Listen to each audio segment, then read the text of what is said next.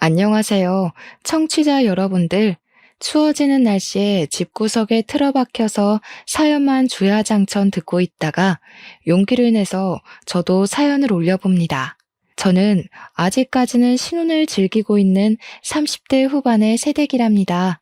제가 진짜 어릴 때부터 기가 막히고 코가 막히는 일들이 엄청나게 많았거든요.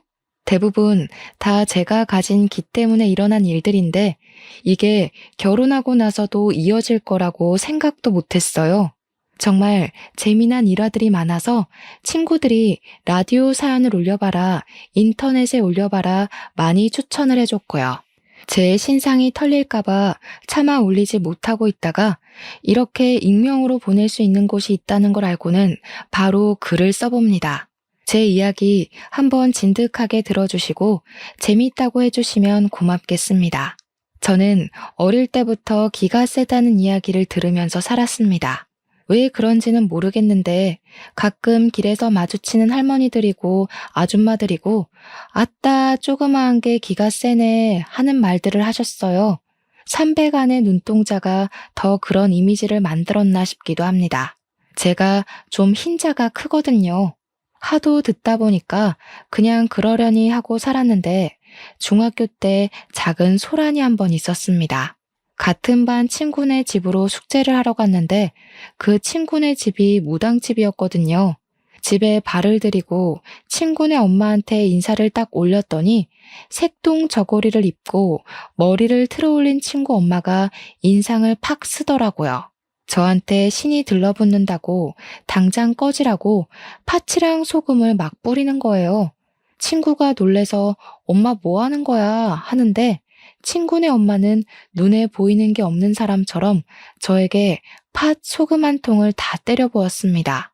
기가 어쩜 저리 세냐면서 부정타니 당장 신당에서 나가라고 소리를 막 지르더라고요. 다음에도 이런 봉변 당하기 싫으면 2번 다신 무당집 근처에도 가지 말라고 하면서요. 숙제를 하러 간 건데 그런 봉변을 당해서 너무나도 어이가 없었죠. 친구와의 사이도 자연스럽게 멀어지게 되었습니다. 고등학교에 진학해서부터는 자연스럽게 무당집 근처는 쳐다도 보지 않았습니다. 그때 무섭게 팥을 던지고 소금을 뿌리던 친구의 엄마 얼굴이 생각났기 때문이었죠. 저는 고등학교를 무사히 졸업하고 대학에 진학했고 남자친구가 생겼습니다. 남자친구가 군대에 가기 직전 둘이서 제주도로 여행을 떠났는데 5월에 따뜻한 기운에 유채꽃이 만발한 삼방산 근처에 놀러 갔죠. 그런데 5월이 무슨 전국에 있는 무당들이 다 제주도로 내려오는 시기라고 하더라고요. 무슨 할매의 기운을 받아야 한다고 무당들이 삼방산 한라산 근처에서 기도를 드린다고 하더라고요. 하필이면 날짜가 비슷하게 겹친 건지 한복이나 색동옷을 입은 딱 봐도 무당 같은 사람들이 여럿 있더라고요. 남자친구랑 아무렇지 않게 데이트를 하고 있는데 무당들과 눈이 마주칠 때마다 저한테 욕을 하더라고요. 육실할년 신 넘어갈라 이러면서 저를 째려보고 떨어지라고 막 손을 허이허이 젓고 그랬어요. 도대체 저는 무슨 죄가 있다고 이런 취급을 받아야 하는 건지 여행까지 와서 기분이 잡쳤죠. 오죽하면 어떤 무당이 멀찌감치 서서 저한테 자네는 신을 모셔야 해. 생각 있으면 지리산 산신령님을 찾아와 하더라고요. 소름이 막 쫙쫙 돋는데 기가 너무 세면 큰 신들이 다 달라붙는다고 그래서 그런 거라고 자기 할 말만 하더라고요. 같이 여행 간 남자친구가 저한테 소름이 돋는다면서 너 정체가 뭐야? 우리 헤어져 하더라고요. 제주도 여행까지 가서 차인 사람 바로 접니다. 근데 그때까지는 그냥 어이가 없구나 하는 마음이 더 컸거든요. 여기서부터 제가 기가 진짜 세긴 세구나 하고 느끼게 된 사건이 또 벌어집니다. 제주도에서 결국 헤어짐을 맞이하게 된 남자친구가 저랑 헤어지고 나서부터 악몽에 엄청 시달린다고 하는 겁니다. 꿈에 귀신들이 나와서 그 여자는 어디 갔어? 그 여자 데려와 이런다는 거예요. 2달 만에 피골이 상접한 채로 나타나서는 다시 만나달라고 헤어지고 나서부터 귀신이 들러붙는 것 같다고 난리를 치더라고요. 잘못했다고 제발 만나달라고 애원을 하는데 진짜 정신 나간 놈인가 싶었습니다. 무당들 때문에 부정 탄다고 헤어지자고 하더니 귀신이 저 찾는다고 다시 사귀자는 게 말인가요? 그래서 정신 나갔냐고 내가 너랑 다시 왜 만나겠냐고 진절머리를 쳤죠. 가서 귀신 밥이나 차려주라고 내 앞에서 이럴 바에 굿이나 하겠다 했더니 진짜 구슬했대요. 그 뒤로 애가 밤에 잠도 못 자고 점점 말라가더니 나중에는 영양실조까지 왔다고 군대에서 탈영하겠다고 난리를 치고 했다네요, 글쎄. 결국에는 휴가 나와서 굿판 지대로 벌렸다고 하는데 학교도 자퇴해버려서 소식은 끊겼습니다. 솔직히 저도 좀 무섭긴 하더라고요. 그런데 귀신들이 절 찾는 것 치고는 평온한 일상을 보내면서 살고 있었답니다. 귀신을 본 적도 없고 그 흔한 가위 한번 눌려본 적 없었거든요. 우리 집도 독실한 기독교 신자들로 드글드글했고요. 귀신보단 확실히 사람이 더 무서운 거 아닌가요? 아무튼 저는 자퇴한 전 남자친구는 깔끔하게 잊어버린 채 대학 생활을 참 알차게도 보냈습니다. 제가 동아리 활동을 꽤 열심히 했는데 그 동아리가 바로 연극 동아리였습니다. 한 학기에 한 번 서툰 실력으로 공연도 올리면서 활기찬 동아리 활동을 하고 있었죠. 근데 소극장에 귀신이 많다는 소문이 슬금슬금 돌고 있었어요. 공연 중간에 소극장 조명이 갑자기 고장이 난다던가, 무대 뒤에서 소품이 제멋대로 움직인다던가, 객석에 매번 똑같은 자리에 소복 입은 여자가 앉아있다던가 하는 소문이요. 진짜 소문이 사실인 것 마냥 무성하고 제가 연극 동아리 들어오기 전부터 있었던 선배는 귀신을 봤다고 우기기도 했어요. 근데 저는 4년 내내 동아리 활동을 진짜 열심히 했음에도 불구하고 귀신은 한 번도 못 봤거든요. 오죽하면 궁금해서 소극장에서 밤이라도 새워야 하나 싶을 정도였습니다. 일이 생겨서 야간 작업을 못하는 날이면 다음날 꼭 동아리 애들이 귀신을 봤다고 호들갑을 떨었거든요. 문제없던 조명이 갑자기 터져나간다던가, 소품을 잘 정리해뒀는데 만진 사람도 없는데 소품들이 제각기 떨어져 있다던가 하는 일이요. 제가 없을 때만 그런 일이 생기니까 귀신이 나를 따돌리나 싶을 정도였습니다. 아무튼 그게 동아리 활동에 열을 올리던 시점에 저는 새 남자친구가 생겼죠. 우리 동아리 사람은 아니었는데 연극영화과를 다니던 엄청 잘생긴 미남이 동아리 공연을 심심해서 보러 왔다가 무대에 선 저를 보고 반했다는 겁니다. 서툴게 대사 하나하나를 치는데 전공자의 느낌은 없어도 진심이 느껴지는 연기였다며 홀딱 반해버렸대요. 제가 뭐 청초한 분위기를 자아내는 그런 여자라나 뭐라나. 삼배가 아니라 귀신 눈깔 가졌다는 이야기는 들어봤어도 청초하다는 이야기는 처음 들어서 조금 우쭐했네요.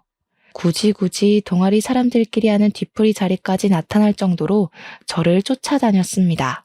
우리 동아리가 연극 동아리임에도 불구하고 전공자들은 가입할 수 없었거든요. 아마추어들 기죽게 전공자가 들어오면 분위기가 파삭 삭는다고요. 남자친구는 연극영화과에 재학 중이라 당연히 우리 동아리에 가입은 할 수 없었죠. 그렇지만 저를 쫓아다니면서 잡일이라도 시켜달라고 허구한 날 동아리방 찾아와서 저한테 치근덕댔어요. 밥 먹자, 커피 먹자, 시험 공부 같이 하면 안 되냐 하면서요. 지는 시험도 우리랑 다르면서. 결국 사귀는 수순으로 가게 되었어요. 생긴 거 하나는 끝내줬거든요. 원래 남자는 얼굴 뜯어먹고 사는 거라고 했습니다. 우리 엄마가요. 아무튼 그렇게 연애 잘하고 저는 대학교를 졸업하고 불문과 전공을 살려서 취직을 하게 되었습니다. 프랑스 책을 번역하는 작업을 했는데 임금이 무척이나 쏠쏠했고 부업하기도 좋았습니다. 처음에는 프리랜서로 일하고 싶었지만 출판사에서 돈을 꽤 얹어주겠다는 말과 외주 작업하는 데 터치 안 하겠다는 조건을 걸었어요. 구직난에 시달리는 친구들을 보면서 저는 참 운이 좋다고 생각했습니다. 중간중간 부업으로 논문 번역도 해주고 통역 알바도 뛰면서 돈을 쓸어 모으기 시작했습니다. 사회 초년생 치고는 돈을 꽤 많이 만질 수 있게 되었죠. 그 돈 벌어서 다 어디다가 썼는지 궁금하시죠?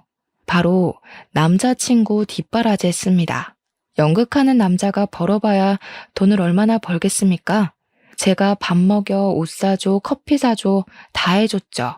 연극 공연하면서 틈틈이 영화사의 프로필 사진인지 뭔지를 돌리고 배우로 성공해보겠다고 열심히 노력을 하더라고요. 그게 기특해서 제가 돈 쓰는 거 아까운 줄 모르고 다 쏟아부었죠.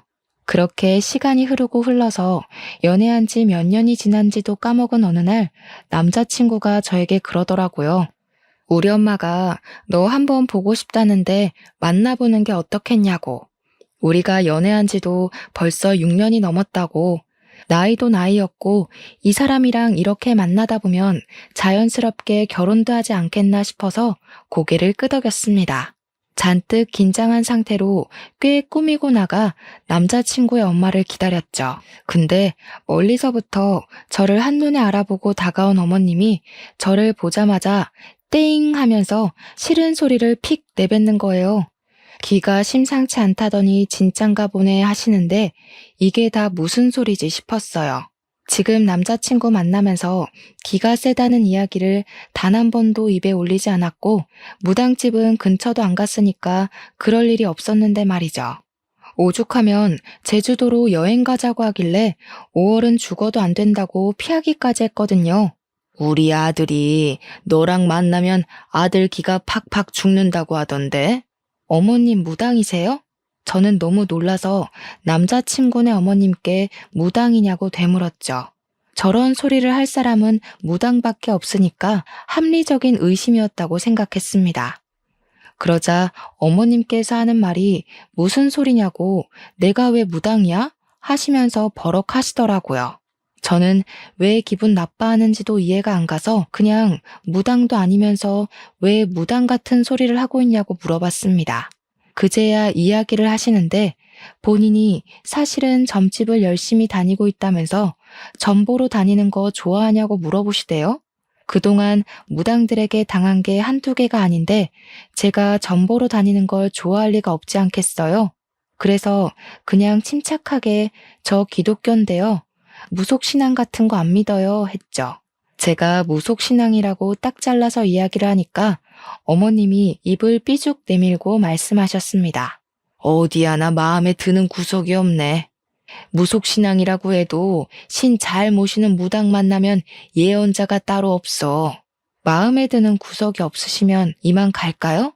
아니, 너는 무슨 만나자마자 바로 간다고 그러니? 너 번영이란다며? 우리 아들 뒷바라지 한다고 그러던데 계속 할 거니? 듣자 하니까 어머님이 말도 좀 생각 없이 하는 것 같고 은근히 기분이 나쁘더라고요. 막말로 제가 지 아들 먹여 살리고 있는 거나 마찬가지인데 저한테 고맙다고 빌어도 시원치 않을 판에 말이죠. 어차피 오늘 보고 안 볼 사람이 될 수도 있으니까 하고 싶은 말 다 하자 싶어서 저도 지지 않고 맞불 작전을 놨죠. 앞으로 어머님께서 뒷바라지 하실 거면 저는 그만두고요. 어머, 얘 말하는 거 봐라. 너 우리 아들 좋아서 만나는 거 아니야? 좋아서 만나는 건 맞죠. 안 좋아하면 가진 거 쥐뿔도 없는 거 왜 만나겠어요? 근데 연애하면서 시자 노릇하는 어머님까지 케어해야 하는 거면 별로 만나고 싶지 않네요. 어머나 세상에. 그 무당 말이 진짜 용하긴 용하다 얘. 말 한마디도 안 치고 또박또박 대꾸할 거라고 하던데 진짜 치는 법이 없어. 얘, 너 마음에 든다. 글쎄 그 무당이 뭐라 그랬는지 알아? 네가 우리 아들 길을 팍팍 잡아먹고 살긴 할 건데 절대로 우리 아들 굶기는 일은 없을 거라고 하더라고. 네가 장군 중에서도 완전히 대장군감이라지 뭐야? 이순신. 제가 이순신이라는 말에 마시던 커피를 뿜어냈습니다. 가까스로 정리를 하고 이순신이 뭐냐고 물어보니까 어머님이 엄청 뿌듯해하면서 그러시는 거예요. 우리 아들 쭉 만나면서 절대로 굶지 않게 해달라고요. 너만 믿는다? 이러시는데 이걸 좋아해야 하는 건지 말아야 하는 건지 제가 가만히 허허 웃고 있으니까 긍정의 의미로 받아들인 건지 나중에 전 보러 같이 가자고 하셨어요. 직접 얼굴 보고 사주 보는 게 좋다고 더 정확하게 알 수 있다고 하시는데 그건 거절했죠. 저 기독교인이라서 싫어요. 그런데 안 가요. 거기다가 제가 점집 가면 무당들이 신 떨어진다고 싫어하던데요. 하루 이틀 겪은 게 아니라서요. 이런 대화가 오고 가는 동안 남자친구는 어디서 뭐 했는지 궁금하시죠? 바로 옆에서 이게 다 무슨 대화야 하면서 눈알만 굴리고 있었습니다. 차라리 옆에 앉아있지 않았더라면 더 막 나갈 수 있었을 텐데 남자친구가 옆에 있어서 조용히 받아칠 수밖에 없었네요. 그나마 저는 면역이 조금 있는 대화라서 어머님이랑 이야기를 나눌 수 있었는데 제가 뭣도 모르는 애였다면 이게 다 무슨 소리야 하고 기겁을 했겠죠. 딱 우리 남자친구 얼굴이 그랬거든요. 이게 다 무슨 개뼈다귀 같은 소리야 하면서요. 그렇게 한 번 만나 뵙고 난 이후에 꾸준히 연락하고 귀찮게 하면 정리해야지 싶었는데 이상하리만치 연락이 없더라고요. 간섭도 없고 점집 가자는 이야기도 없고 그날 만났을 때는 제 머리채라도 붙잡고 갈 기세였거든요. 그 이후에 다시 어머님을 뵌 자리는 바로 상견례 자리였습니다. 1년을 더 연애하고 프로포즈를 받게 되었고 결혼을 하기로 했거든요. 7년이나 연애를 했으니 새로운 사랑을 찾기도 어려운 나이가 되었고 남자친구랑 그만큼 만나면서 싸운 일이 손에 꼽히는 정도라 잘 살 수 있을 것 같았어요. 양가 가족들 다 만나서 상견례를 어색하게 이어가고 있는데 시모가 또다시 무당 이야기를 꺼내는 게 아니겠습니까? 이제 결혼도 하기로 한 마당에 같이 점집에 가서 사주도 보고 궁합도 보자고 하셨어요. 우리 엄마는 모태신앙이신데 그 이야기를 듣더니 표정이 정말 썩더라고요. 대놓고 우리 집은 기독교 집안이라 그런데 안 갑니다 하고 잘라내는데 시모가 의견을 굽히지 않더라고요. 아이고, 서로 믿는 종교가 다른 거지요. 서로 이해합시다 하면서 깔깔거리고 웃는데 우리 엄마도 더는 뭐라 못하셨어요. 내가 아주 좋은 날로 날짜를 받아왔는데 4월 셋째 주 토요일에 해야 애들 기가 싹 펴진답니다. 결혼식 날짜는 더 볼 것도 없이 그날로 하시는 겁니다. 시모의 말에 우리 아빠도 당황하고 엄마도 이게 무슨 번개불에 콩 구워 먹는 소리지 하고 있는데 시부만큼은 평온하더라고요. 익숙하다는 그 행동에 저는 피식 웃음이 나올 것 같았죠. 결혼식 날짜 맞추는 거야 뭐 좋은 날이라고 하니까 우리 집에서도 알겠다고 하셨고 저도 별 생각 없이 알겠다고 대답했습니다. 상견례가 끝나고 집으로 돌아가는 차 안에서 엄마가 신경질을 부리시며 이야기를 했어요.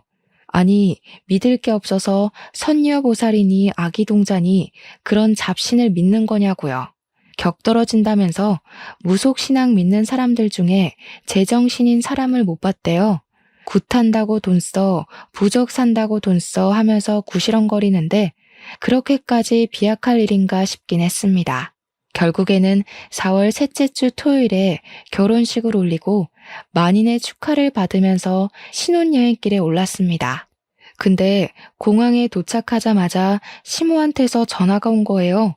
있는 호들갑 없는 호들갑 다 떨면서 오늘 사주에 물이랑 가까이 하지 말라고 나왔다고 저한테 너는 기가 세서 모르지만 우리 아들은 절대 안 돼 하시더라고요. 저희 신혼여행지는 몰디브였거든요. 사방팔방 바다로 둘러싸여 있는데 물이랑 가까이 하지 말라고 하니까 기가 막혔죠. 오죽하면 남편한테 너 그냥 여기 있을래? 나 혼자 갈게 라고 했다니까요. 결국 몰디브까지 같이 가긴 했는데 남편은 진짜 쫄보라서 그런 건지 물에 안 들어가고 구경만 하고 있더라고요. 저는 오기가 생겼어요. 신혼여행까지 와서 그까짓 미신 때문에 이 좋은 물놀이를 하지 않겠다고 하니까요. 제가 남편한테 야, 안 죽어. 그냥 들어와. 했어요. 남편이 고개를 절레절레 젓길래 팔을 뻗어서 다리를 붙잡고 바다에 퐁당 빠뜨렸습니다. 처음에는 소금물 잔뜩 먹고 눈 따가워 하고 있는데 한 15초 정도 지나서 갑자기 악 소리를 내는 게 아니겠어요? 왜 그래? 무슨 일인데? 하는데 남편이 다리가 아파 다리 난리를 치더라고요. 재빨리 사다리를 타고 올라가니까 오른쪽 다리가 퉁퉁 붓기 시작했어요. 물린 자국이 선명하게 있는데 다리의 피부가 보라색으로 막 올라오기 시작했어요. 놀래서 리조트 안에 있는 의무실을 찾아가니까 의무실 직원이 그러더라고요.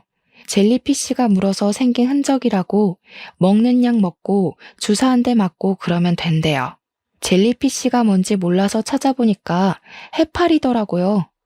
독이 심한 종류는 아니라서 금방 가라앉을 거라고 하긴 했는데 소름이 돋았죠. 신혼여행 오기 전에 시모가 말했던 물 가까이 가지 말라고 그 말이 딱 생각이 나는 거예요. 저는 물에 내내 들어가 있었는데 멀쩡했고 우리 남편은 정말 한 30초? 그 정도 바다에 빠진 건데 바로 해파리가 물다니 대박이다 싶었죠. 저도 모르게 그 무당한테 점점 스며들고 있었어요. 신혼여행 다녀와서도 시댁에 인사를 드리러 갔는데 시모가 저를 딱 보더니 오늘 사주에 고기 먹지 말라 그러더라 하시는 거예요. 평소에 고기 반찬 없으면 밥이 잘 안 넘어가는 저에게는 무척이나 시련처럼 느껴졌어요. 시모가 다 제 생각해서 차린 반찬이라며 풀떼기가 가득한 한 상을 차려주셨습니다. 대충 먹고 고기는 내일 먹자고 하시는데 초록색, 주황색 나물들을 보니까 한숨만 푹푹 나왔습니다. 온갖 나물 반찬에 밥 한 대 비벼서 대충 먹고는 못다한 이야기를 나누고 집으로 돌아왔죠. 제가 꼭 햄이라도 있어야 밥을 먹거든요. 고기 반찬 없으니까 밥이 잘 안 넘어갔어요. 배가 너무 고프고 뭐라도 먹어야겠다 싶어서 노점상을 들렀는데 때마침 닭꼬치를 팔고 있는 거예요. 남편이랑 신나서 둘이 닭꼬치를 배 터지게 먹고 집으로 돌아왔는데 그날 저녁부터 배가 너무 아팠어요. 식은땀이 줄줄 나고 배가 찢어질 것처럼 아프고 밤에 화장실을 8번 갈 정도로 설사를 계속했습니다. 다음날 몸무게가 3kg이나 빠져 있었어요. 놀래서 병원을 찾아가니까 탈수 증상도 있대요. 장염이라는 판정을 받고 일주일 내내 설사하고 토하고 난리 법석을 떨었습니다. 이쯤 되면 그 무당 진짜 용한 게 아닌가 하는 생각이 들더라고요. 고기 먹지 말랬는데 닭꼬치 먹어서 장염에 걸린 것 같았어요. 근데 무당이 그런 말을 했다고 했잖아요. 남편이 저랑 살면 기가 팍팍 죽을 거라고요. 우리 남편이 나름 연극 무대만큼은 오래 해가지고 불러주는 곳도 많고 연극은 꾸준히 하고 있었거든요. 그런데 남편이 준비하는 공연마다 자꾸 사소한 문제들이 불거지는 거예요. 같이 공연을 올리던 배우가 폭행 사건에 휘말리면서 공연 자체가 구설수에 올라서 일찍 막을 내리게 된다던가, 해외에서 공연 대본을 들여와서 공연하던 도중에 라이센스 문제로 소송이 걸려서 공연이 중단된다던가, 소극장에서 공연을 하던 와중에 조명 전선 쪽이 합선이 되면서 소극장에 불이 나서 전원이 대피하는 큰 사고가 있기도 했어요. 오죽하면 대학로 자체에서 삼재에 걸린 게 틀림없다고, 안 그러면 각 공연마다 이렇게 사건 사고가 터질 수 있는 거냐고 말도 나왔죠. 그런데 문제는 그 사건 사고가 터질 때마다 우리 남편이 꼭 그 자리에 있었다는 거였어요.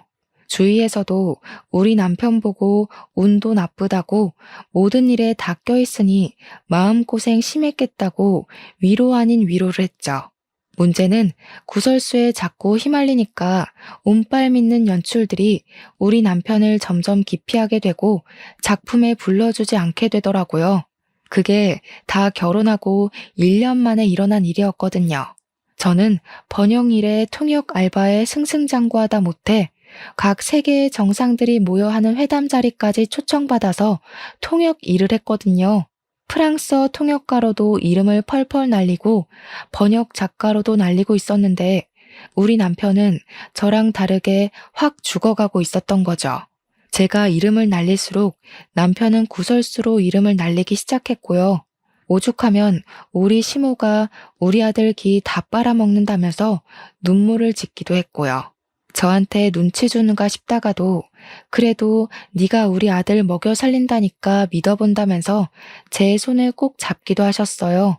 한 가지만 하시지 이랬다가 저랬다가 하니까 저도 좀 기분이 별로였죠. 시모가 은밀하게 저한테 부모한테도 못 얻어먹을 밥상을 제가 차려줄 거라고 했대요. 남편이 점점 집에 있는 시간이 길어지니까 시모가 슬슬 아이 타령을 하기 시작했습니다. 저한테 넌지시 아이 계획은 언제 세울 거냐고 점 보러 가게 말을 해달라고 하는데 별 생각 없었거든요. 그때까지만 해도 제가 일을 열심히 하고 있고 불러주는 데가 많다 보니까 아이 생각은 전혀 하지도 않았죠. 그랬더니 시모가 제 눈치를 슬쩍 보면서 무당이 그러던데 신혼 때 빨리 아이를 가져야 그나마 길을 나눠서 아들 일이 잘 풀릴 거라고 했다고요. 제가 돈을 쓸어 담고 잠도 못 잘 정도로 바빠 죽겠는데 임신할 때는 아니다 싶었죠. 좀 더 있다가 가질 예정이라고 두루뭉술하게 대답을 했더니 시모가 눈치를 줬어요. 애 낳기 전까지는 우리 아들이 내내 피가 마를 일만 가득하던데 하면서요. 예, 그러면 내가 부적 쓴 거 있는데 그거라도 좀 들고 다니면 안 되겠니? 이러면서 하도 귀찮게 굴길래 알겠다고 했습니다. 길을 눌러주는 부적이라고 하면서 꼭 지니고 있으라고 신신당부를 하길래 가방 속에 넣어두고 다녔어요. 그런데 그 부적을 들고 다니면서부터 저한테 이상한 일들이 벌어지기 시작했습니다. 멀쩡한 길을 걸어가다가 갑자기 튀어나온 돌부리에 걸려서 자빠지거나 하는 그런 운 나쁜 일들이요. 분명 돌부리를 본 적도 없는데 갑자기 넘어지고 생전 처음으로 침대 모서리에 발가락을 찧어서 부러진다거나 하는 일이요. 오죽하면 제가 통역 일을 하러 나가야 하는데 발가락이 갑자기 부러지는 바람에 걸을 수가 없게 된 거죠. 중요한 자리였는데 결국 동기한테 일을 떠넘길 수밖에 없었습니다. 그날 피눈물이 날 것 같은 기분을 맛보았죠. 근데 웃긴 건 저한테 그런 사소한 불행한 일이 벌어질 때마다 남편한테는 일이 쑥쑥 들어오기 시작한다는 거였어요. 갑자기 작품이 2개나 들어오고 제가 발가락이 부러졌을 땐 글쎄 영화 조연자리의 캐스팅이 떡하니 된 거죠. 순간 찜찜한 마음이 확 치솟았어요. 이러다가 내가 죽는 거 아닌가? 내가 큰 사고를 당하고 남편이 영화 주연 맡고 그런 거 아닌가? 하는 생각이요. 그래서 어떻게 했냐고요? 부적을 태워버렸습니다. 또 어디서 주워들은 건 있어가지고 그걸 태워야지만 화를 피할 수 있다고 하더라고요. 그래서 활활 잘도 태웠죠. 그 이후에 우리 남편은 연기력에 문제가 있는 것 같다고 영화 자리에서 잘리게 되었고요. 공연 하나는 무산되고 아동극 하나 덜렁하게 되었습니다. 우리 남편이 꼴에 자존심은 있어서 절대로 아동극은 안 하겠다고 했는데 일자리가 없으니까 하게 되더라고요. 호랑이 분장하고 어흥어흥하고 있는데 제법 귀엽긴 했습니다. 남편의 소식을 들은 시모가 아니 왜 잘 나가다가 고꾸라지는 거지? 하면서 저한테 부적 어쨌냐고 물어보더라고요. 태워버렸다고 했더니 제 등짝을 때리고 난리가 난 거예요. 그게 얼마짜린데 그걸 태우냐고요. 발가락 부러지고 액땜했다 싶어서 태워버렸다고 하니까 저를 표독스럽게 째려보더라고요. 예, 너 임신하고 싶으면 입던 속옷 들고 오란다. 지금 입고 있는 팬티 좀 벗어서 나한테 주렴 보살님 갖다 드리게. 어머님 노망 났어요? 뭘 달라고요? 그 무당 변태 아니에요? 그러니까 시모가 노발대발하면서 어디 그런 막말을 뱉냐고 하늘이 노하시니까 얼른 바닥에 침을 퇴퇴 뱉으라는 거예요. 어이가 없어서 시모를 기가 막히다는 얼굴로 쳐다봤죠. 아니 무슨 초등학생도 아니고 침을 퇴퇴 뱉어요. 그런 거 안 해요. 그리고 아직 임신할 생각도 없다니까요. 저희 아이 계획은 알아서 세울 거니까 상관하지 마세요. 네가 임신을 해야 우리 아들 기가 산다니까. 그놈의 기가 도대체 뭐라고 저를 이렇게나 괴롭히는 건지 짜증이 확 나더라고요. 하루 이틀도 아니고 중학교 때 팥과 소금 맞은 이후로부터 저를 끊임없이 괴롭히고 있었으니까요. 어머님, 제가 그래도 고분고분하게 지금까지는 시키는 거 다 해드렸잖아요. 자녀 계획만큼은 남편이랑 저랑 둘이 알아서 잘해볼 테니까 제발 신경 끄시라고요. 한 번만 더 선 넘으시면 그때는 모욕죄로 신고할 겁니다. 제가 딱 정색하고 이야기를 하니까 시모는 부들부들 떨기만 했어요.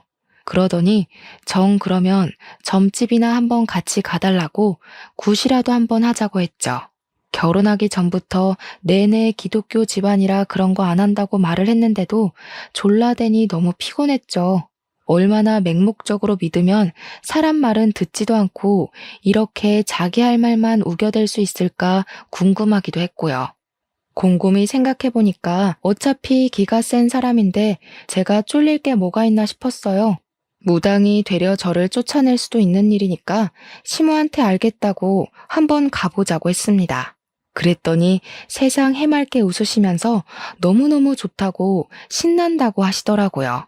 저한테 어떤 생각이 있는지도 모르고 아이처럼 좋아하시는 거 보니까 양심에 조금 찔리기도 했지만 이 방법을 써야겠다고 생각했습니다. 더 이상 집에서 무당의 무자도 꺼내지 못하게 만들어버리겠다는 생각으로 계획을 짰어요. 약속을 잡고 무당 집에 딱 들어섰는데 무당이 위아래로 저를 쫙 훑어보면서 딱 한마디 하더라고요. 며느리? 이러는데 느낌이 뭔가 자기적인 느낌이 들었어요. 일부러 사나워 보이고 싶어서 아이라인을 쭉 빼서 그리고 볼에는 말도 안 되는 연지곤지를 찍고 입술을 쥐잡아 먹은 것처럼 짙은 붉은색으로 칠하고 왜 삼류 영화에나 나올 법한 그런 촌스러운 무당 흉내내는 느낌이 딱 드는데 눈빛만 봐도 알겠더라고요. 이 사람은 가짜다, 그냥 사기꾼이다 하는 수준이었죠. 그도 그럴 게 우리 시모가 이 무당한테 쏟아부은 돈이 어마어마했거든요. 그 돈 벌어먹으려면 무슨 구라를 못 칠까 하는 생각이 있었던 거죠. 제 길을 잡겠다는 건지 뭔지 저한테 생년월일 이러는데 날짜를 말해주었어요. 저한테 기가 세네 하면서 남편 잡아먹을 사주라고 딱 잘라 이야기를 하는 겁니다. 아니, 언제는 남편이 나한테만 붙어있으면 평생 배고를 일 없다고 하더니 무슨 남편 잡아먹을 사주라고 말을 바꾸는지. 자기가 굿해주는 순간 그런 나쁜 기운이 다 물러가니까 굿을 하래요. 3천만 원 현금으로 준비해서 들고 오면 바로 굿해준대요. 그러면서 씩 웃더니 네 남편 신혼여행 가서 물 가까이 하지 말라고 했더니 물에 빠져 죽을 뻔했지? 이러는 겁니다. 제가 신혼여행 가서 시모한테 해파리에 물렸다고 하면 걱정 많이 하실까봐 그냥 물에서 큰일 날 뻔했다고만 둘러 이야기했거든요. 해파리에 물렸다는 건 꿈에도 모르는 시모가 무당한테 가서 그냥 물에 빠져 죽을 뻔했대요 하고 말한 거죠. 무당은 가짜 정보를 듣고 마치 자기가 꿰뚫은 것 마냥 저한테 이야기를 한 거고요. 거기서 의심은 확신이 되었고 얘는 가짜다 하는 생각을 하게 되었습니다. 확실하게 길을 눌러버리려고 저는 고개를 끄덕이면서 물에 빠져 죽을 뻔했죠 라고 대답을 했어요. 그게 다 너한테 더러운 물귀신이 들러붙어서 그런 거야. 그 귀신을 떼어내려면 내가 굿을 해야지만 돼. 물귀신 때문에 네 남편이 그 좋은 데 가서 물에 빠진 거야. 수영장이 얼마나 위험한 줄 알아? 분명 그 리조트에서 죽은 사람이 한둘이 아닐 게야. 바다에 빠졌다가 해파리에 물린 것이었지만 그냥 물이라고 시모에게 말을 했으니 무당도 수영장인 줄 알았던 거죠. 너네 처음 시댁에 간 날에 화를 입지 않은 것도 내가 말한 대로 나물만 먹어서 그런 거다. 그날 내 말 안 듣고 고기 먹었으면 너네 부부 황천길로 갔을 게야. 솔직히 웃음 참느라 진짜 죽는 줄 알았습니다. 그날 저 닭꼬치 먹고 장염 걸렸잖아요. 황천길은 아니었지만 일주일 내내 설사하느라 죽는 줄 알긴 했죠. 아, 그 닭꼬치 집은 위생 난리 나서 벌금 먹었더라고요. 그래서 장염에 걸린 모양이었습니다. 이야기를 듣는 내내 이놈 아주 가짜구나 하는 생각이 들었고, 저도 계획한 대로 본때를 보여주기로 했습니다. 저도 연극 동아리에서 연극을 올렸던 그 실력을 발휘하기로 했어요. 순간 삼배간 눈을 확 치켰더니 무당이고 심오고 둘 다 헉 하면서 숨을 들이켜더라고요. 제가 눈을 치켜뜨면 진짜 공포영화에 나오는 얼굴처럼 무서워지거든요. 무당이 들고 있던 오색 찬란한 부채를 확 빼서 들었더니 무당이 어버버 하더라고요. 심호가 얘 너 뭐하니? 하면서 당황해서 이야기를 하는데 바로 부채를 쫙 펼치고는 눈가를 뒤집어 깠습니다. 가뜩이나 흰자위가 판치는 누나를 이리저리 굴리면서 뒤집어 까니까 마치 접신하는 사람처럼 보였나 봐요. 시모가 으악하면서 뒤로 물러나더라고요. 순간 눈을 바로 뜨고 무당을 딱 쳐다봤습니다. 어디 신도 없는 게 신이 있는 척해. 당장 눈깔 안 깔아? 놀란 얼굴로 저를 빤히 보고 있던 무당이 순간 눈을 아래로 축 깔더라고요. 억지로 웃음을 참아내면서 연기를 했어요. 돈에 눈이 멀어서 신을 팔고 다니는 니년이 하늘이 무섭지도 않은가? 그랬더니 무당이 놀래서 저를 바라보는데 그 얼굴에다가 냅다 부채를 던졌습니다.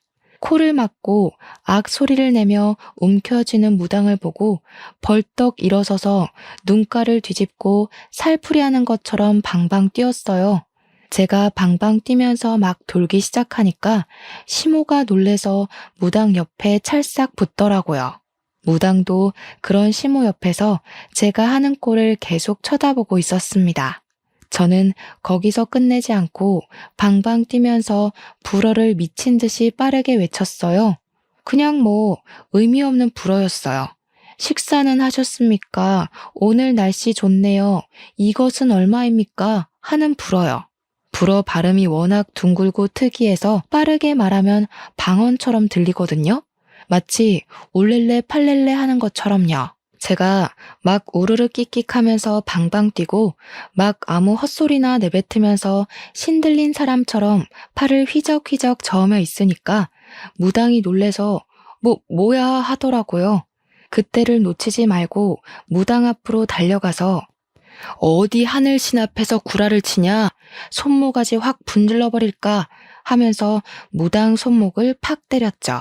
무당이 저한테 무릎을 꿇더니 아이고 죄송합니다. 잘못했습니다. 살려주십시오 하는 거예요.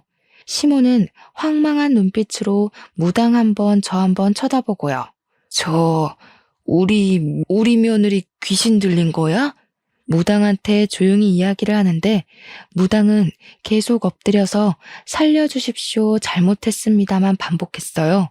근데 사실 저도 언제까지 귀신 들린 척하고 있을 수 없잖아요. 순간 어떻게 마무리를 해야 하나 고민하고 있다가 그냥 픽 쓰러지는 연기를 했습니다. 쓰러질 때 허리를 좀 세게 부딪혀서 아프긴 했지만 확실한 효과를 주기 위해서는 이 방법이 최고였거든요. 제가 기절한 사람처럼 가만히 누워있으니까 멀찌감치 벌벌 떨고 있던 시모가 저한테 슬금슬금 기어왔어요. 저기 하늘신? 며느님? 아가야? 별 호칭으로 저를 다 부르더니 무당한테 119 불러야 하는 거 아니냐고 하더라고요. 119까지 오면 큰일 날 것 같아서 눈을 번쩍 떴습니다. 제가 기척 없이 눈만 번쩍 뜨니까 시모가 또 놀래가지고 뒤로 확 물러나더라고요. 그러고는 태연하게 일어나서 자리에 딱 앉고는 아무 일 없었다는 듯이 가만히 있었죠. 시모랑 무당이랑 눈만 껌뻑껌뻑 뜨고 저를 보고 있었어요. 저는 해사하게 웃으면서 어우 왜 이렇게 덥죠? 했어요. 방방 뛰었으니 숨도 차고 덥기도 덥더라고요. 왜 그렇게 저를 보세요? 무슨 일 있었어요? 왜요? 그러니까 다시 시모가 무당한테 철썩 붙더라고요.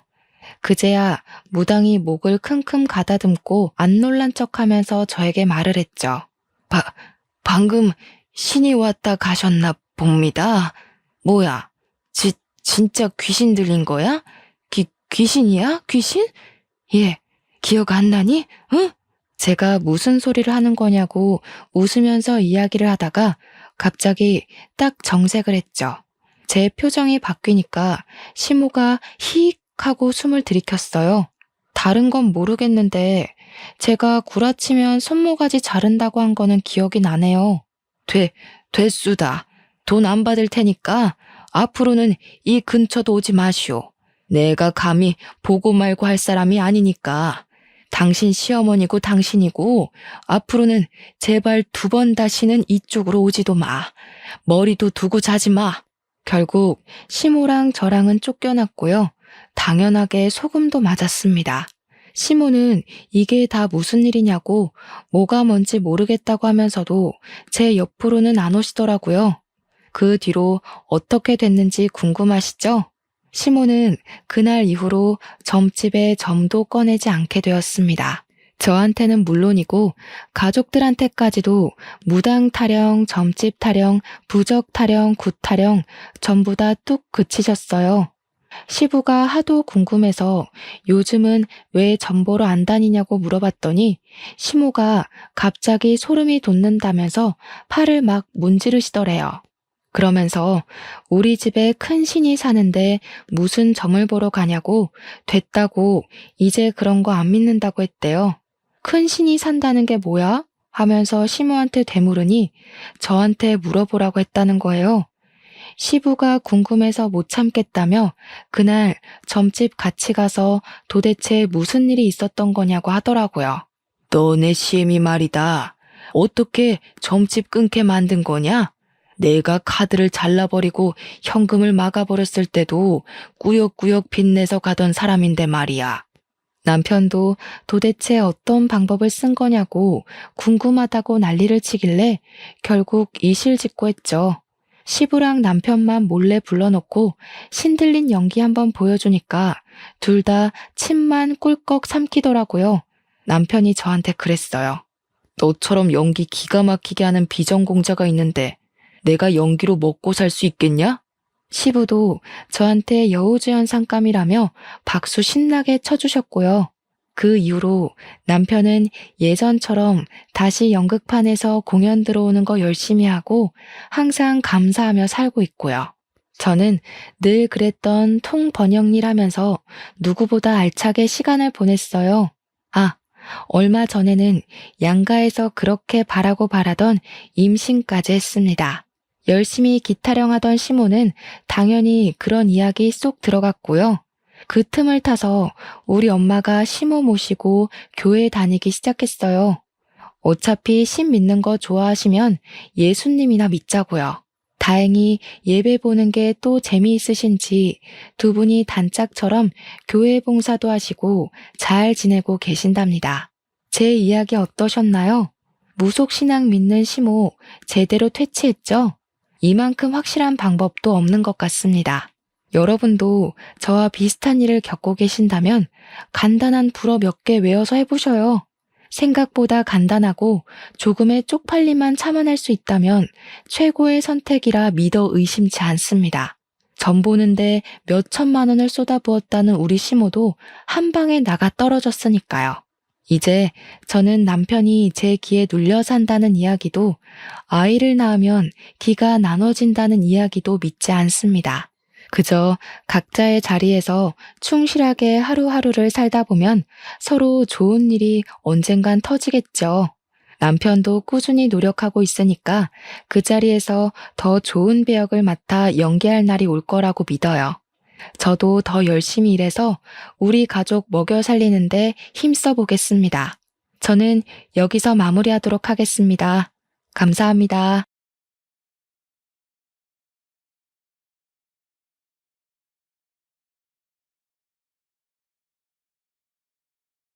안녕하세요. 저는 평범하게 살고 있는 30대 여성입니다. 기가 막히고 코가 막히는 사연을 가지게 되어 여러분께 공유하려고 지금 컴퓨터 앞에 앉았네요. 저는 이 사건으로 인해 오랫동안 고통받고 있고 그 고통으로 인해 아직도 심리치료와 정신과 약을 먹고 있습니다. 잊으려고 해도 쉽게 아픔이 지워지지 않네요. 세월이 지나면서 잊힐까 지금은 살던 곳을 떠나 지방으로 이사를 내려와 있습니다. 자연을 보고 있으면 그나마 숨을 트이는 것 같은데 가끔 그를 닮은 남자의 뒷모습을 보게 되는 날이면 숨을 쉴 수가 없을 만큼 공황 상태에 빠지곤 합니다. 저를 이렇게 만든 사람을 잊으면 좋겠지만 어쩌면 나에게는 유일한 피부치였을 사람을 잃고 가장 사랑하고 믿고 싶었던 사람에게 배신을 당하니 마음의 병이 쉽게 잊히지 않는 것 같아요.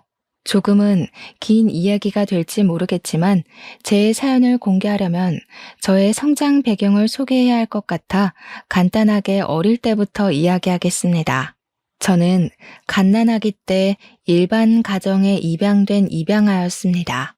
제가 8살 때까지는 키워주시는 부모님이 당연히 친부모님이신 줄 알고 컸고요. 물론 그만큼 사랑 또한 듬뿍 받으며 컸습니다. 저를 부모님은 물론 할머니 또한 정말 많이 예뻐해 주셨는데 아직도 기억나는 것은 제가 괜한 투정을 부려도 할머니는 귀엽다고 엉덩이를 토닥여 주셨기에 제가 입양하려는 생각을 못하고 컸던 것 같아요. 그런데 제가 7살 때 첫째 동생이 태어나고 저의 모든 세상이 하루아침에 바뀌었어요. 엄마가 어린 남동생을 병원에서 안고 와서 그 모습이 너무 예쁘고 귀엽던지 저는 바로 달려가서 포대기에 쌓여있는 동생의 볼을 살짝 쓰다듬었습니다. 그런데 옆에 있던 할머니가 제 손목을 휘어잡으며 떨어지라고 소리를 치시더라고요. 어린 동생은 큰 소리에 놀라서 울고 엄마 아빠는 할머니에게 애한테 왜 그러냐고 타박을 하셨죠. 저는 그때까지 아기가 너무 작고 약해서 내가 실수할까봐 그러나 보다 하고 아기 근처에 안 갔던 기억이 있어요. 동생을 안고 싶을 때마다 아빠한테 안겨 아기 만져보고 싶다고 투정을 부리면 아빠 손에 이끌려 겨우 동생의 손을 잡을 수가 있었어요. 그런데 1년 후 이번에는 엄마 아빠에게 또 딸이 생겼습니다. 연년생으로 아들과 딸이 한꺼번에 생긴 거였어요. 이제 동생이 저에게 둘이나 갑자기 생긴 상황이 놀랍기도 하고 당황스러웠죠. 또 만질 수 없는 애가 또 생겼으니까요. 엄마 아빠도 애 셋을 봐야 하니 부담스러우셨을까요? 그때까지 제 편을 들어주었던 엄마 아빠의 눈빛이 달라지셨어요. 저는 8살이었으니 당연했지만 너는 스스로 네 일을 해야지, 동생을 네가 봐야지 하는 요구가 늘어났습니다. 그래도 저는 드디어 동생들을 만질 수 있다는 생각에 더 신이 나서 알겠다고 잘 볼 수 있다 하면서 동생들과 놀아주었어요. 평생 혼자 살다가 남동생, 여동생이 생기니 너무 좋기도 했고 동생들이 너무 귀여웠거든요. 기저귀도 갈아보고 이유식도 먹여보고 같이 목욕도 하고 그때까지는 제 친동생이라서 제가 돌본다고 생각을 했습니다. 그렇게 그날도 동생들과 신이 나게 놀고 있는데 할머니가 집으로 오셨습니다. 현관문을 열고 들어오시며 저를 보면서 인상을 찌푸리시더라고요. 그리고 바로 안방으로 들어가셨습니다. 그런데 부모님과 할머니의 말이 방문 밖으로 새어나오더군요. 아니, 왜 쟤는 아직도 여기에 두는 거냐? 첫째 낳으면 바로 다시 보낸다고 하지 않았어? 이제 둘째까지 있는데 언제까지 거두고 살 거야? 당장 내보내. 애 셋을 어떻게 보려고 하냐? 너희 형편에 애 셋을 어떻게 키워? 어머니, 그래도 이제껏 친자식처럼 키웠는데 어떻게 친자식 생겼다고 바로 파양을 합니까? 그래도 애들 잘 돌보고 말도 잘 들어요, 이제. 그 말은 그만하세요. 아니, 너는 그렇게 물로 터져서 안 된다는 거야, 응? 처음부터 내가 쟤의 입양을 허락한 건 남의 자식 키우면 하늘이 감복해서 부부에게 애를 준다는 그거 하나 때문에 허락한 거다. 그런데 이제 친자식 둘이나 생겼는데 언제까지 저 애를 돌볼 거야? 제 역할이 끝났으면 다시 제자리로 돌아가는 게 당연하지. 당장 돌려보내. 어머니, 제가 연년생을 한꺼번에 낳다 보니 애 둘을 한꺼번에 돌보기가 너무 힘들어요. 유라는 애들 돌보라고 시키면 되니까 그냥 두세요. 그럼 제 키우는 밥값은 하는 거 아니겠어요? 지금도 학교 다녀오면 애들 씻기고 밥 먹이고 하는 건 유라가 다 해요. 그냥 어린 보모 하나 둔다고 생각하세요. 저는 그 말을 듣고 제가 입양하라는 사실과 이 집에 아직도 남아있는 건 동생들을 돌보는 보모가 필요했기 때문이라는 것을 알게 되었습니다. 그리고 제 역할을 제대로 하지 못하면 이 집에서 쫓겨나야 한다는 사실도 알게 되었죠. 어떻게든 다시 이 집의 가족이 되려면 저는 착실히 제 역할에 충실을 해야 했습니다. 물론 엄마 아빠는 저를 보내기 싫어서 할머니를 달래려고 그런 말을 하실 수도 있었지만 어린 저는 그런 생각을 하지 못했죠. 저는 이곳에서 살기 위해 학교를 다녀오면 바로 애들을 돌봐야 했어요.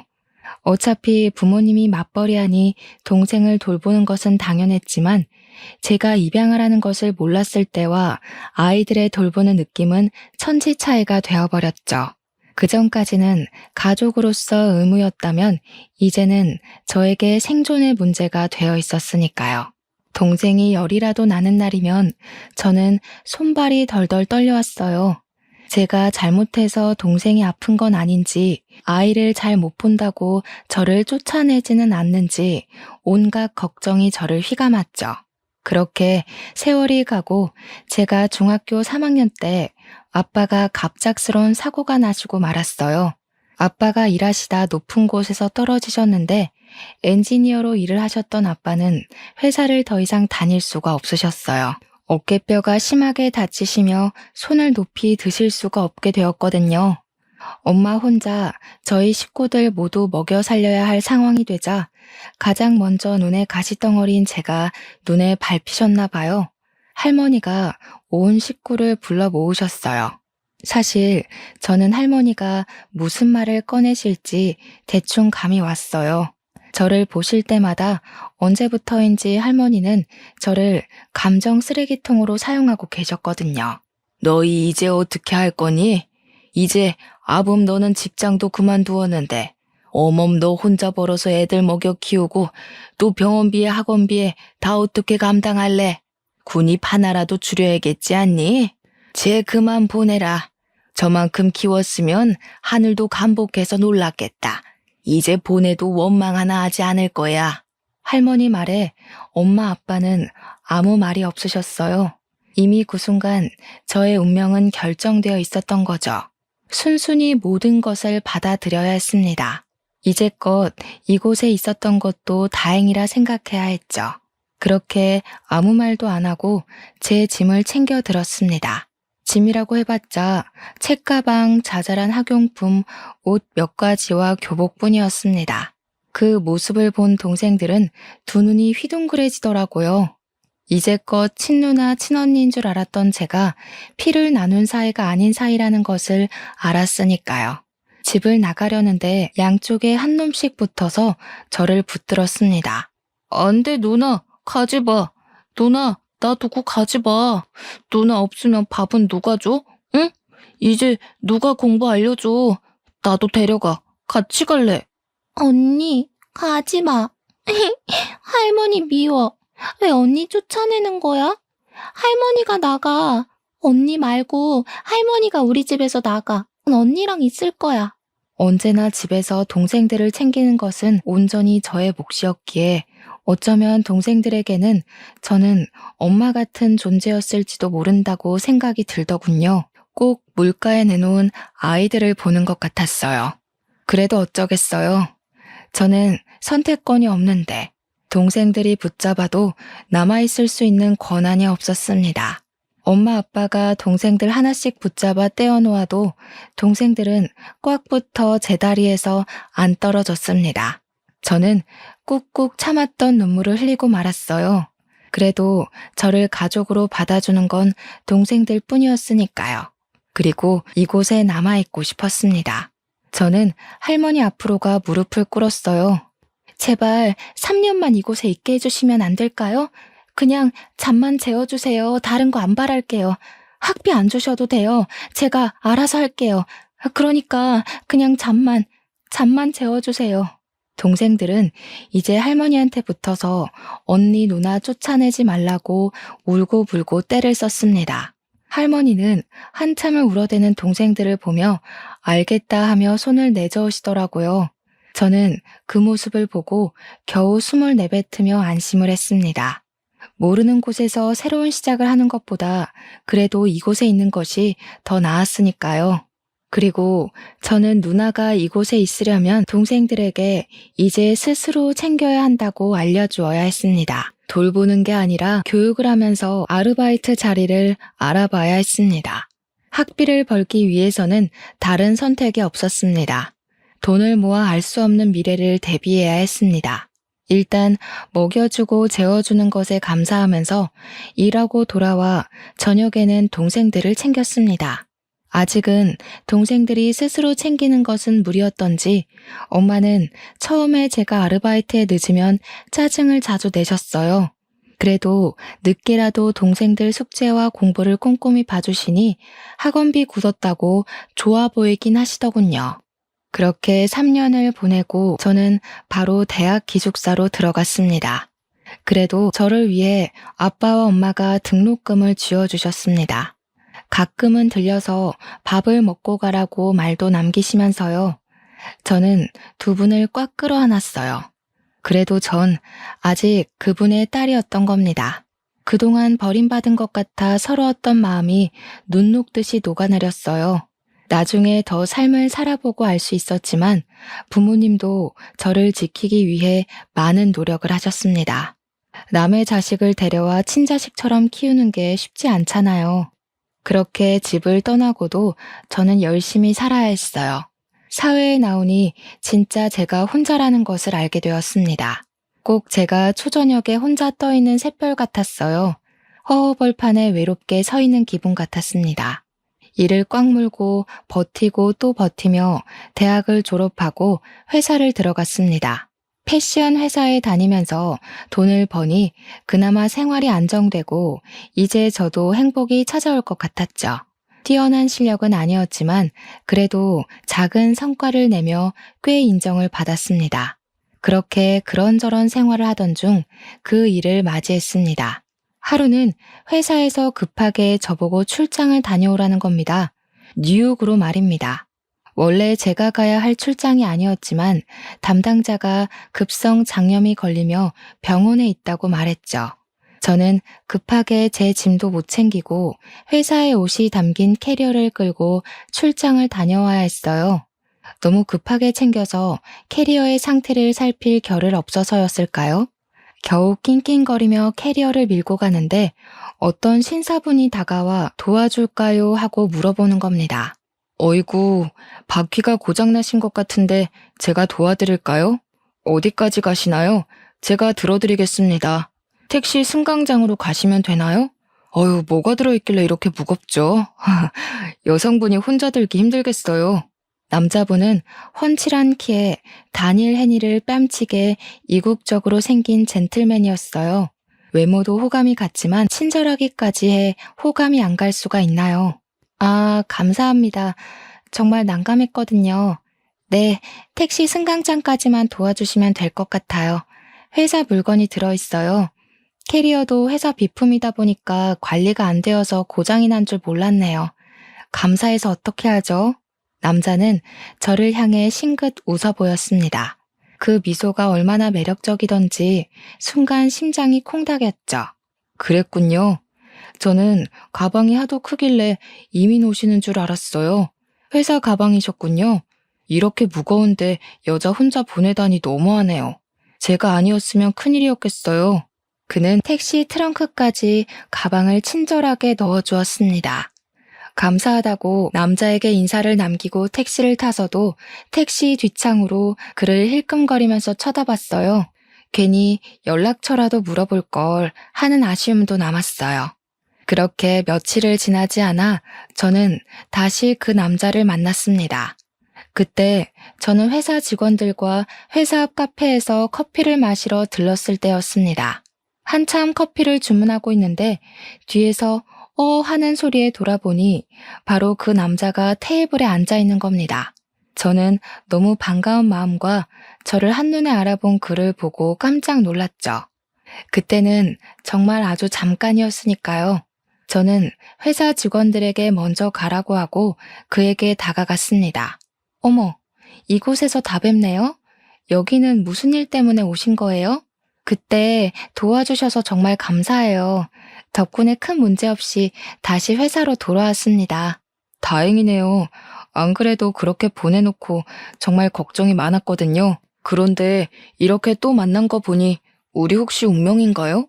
우연히 반복되면 운명이라고 하잖아요. 그는 그렇게 이야기하며 저를 보고 씩 웃는 겁니다.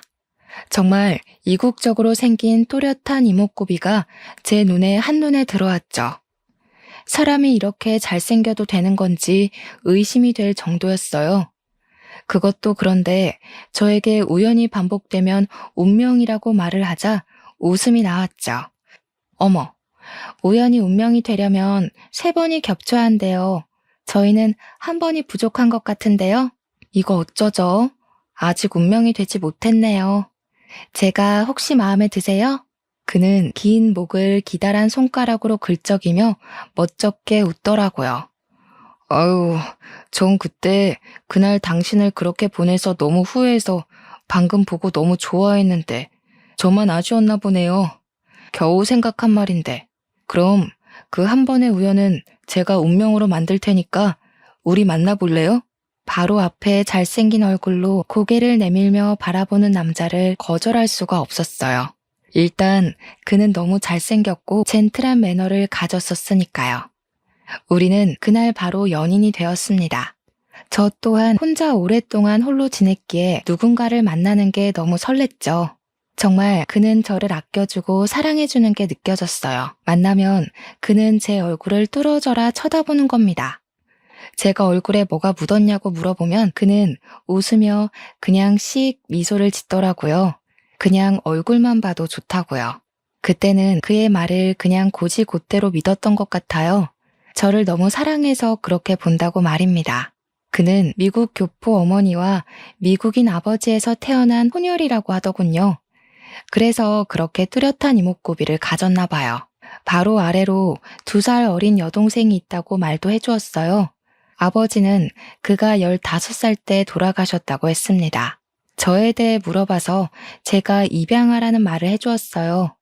어릴 때 있었던 일을 말하면 그는 손을 꽉 잡아주면서 자기와 함께하면 절대 그런 일 다시 겪지 않을 거라고 하는 겁니다.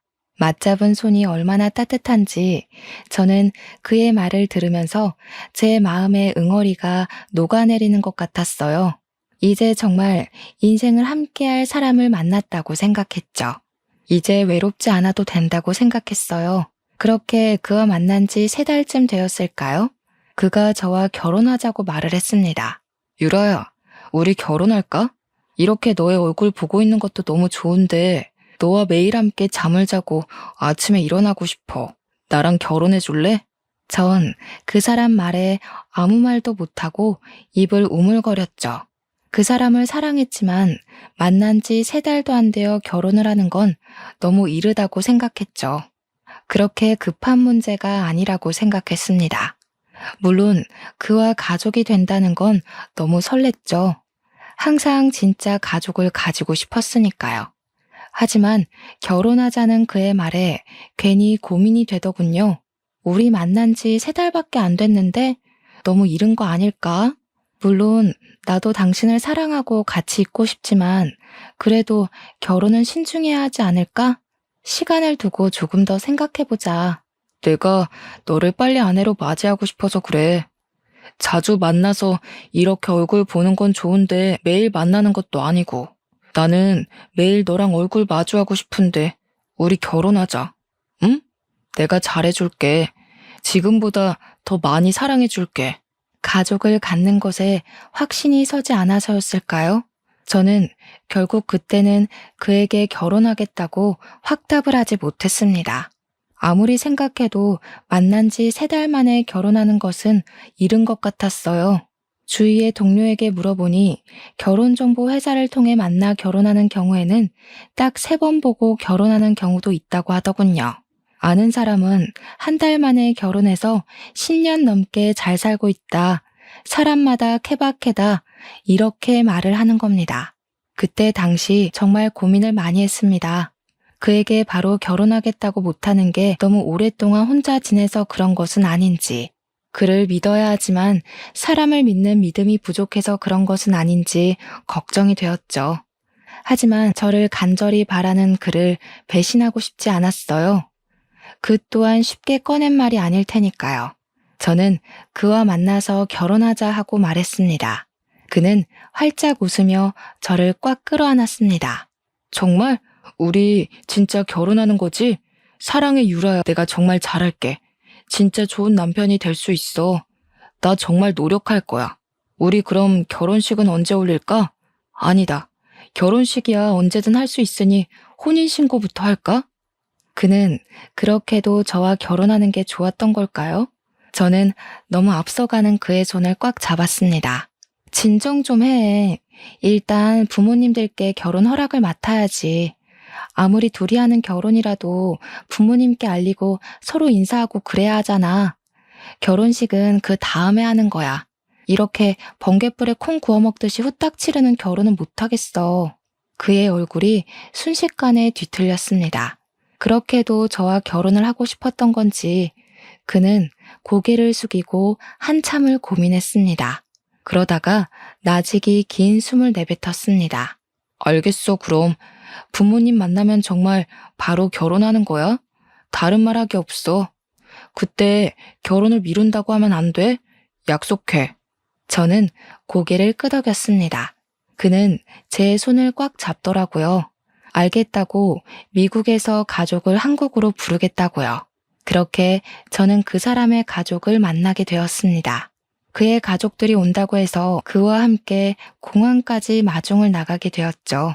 공항에서 그의 어머니와 여동생을 보고 저는 깍듯이 인사를 했습니다. 그런데 그의 가족들이 저의 얼굴을 보고는 표정이 굳더라고요. 정말 못 볼 것을 본 것처럼요.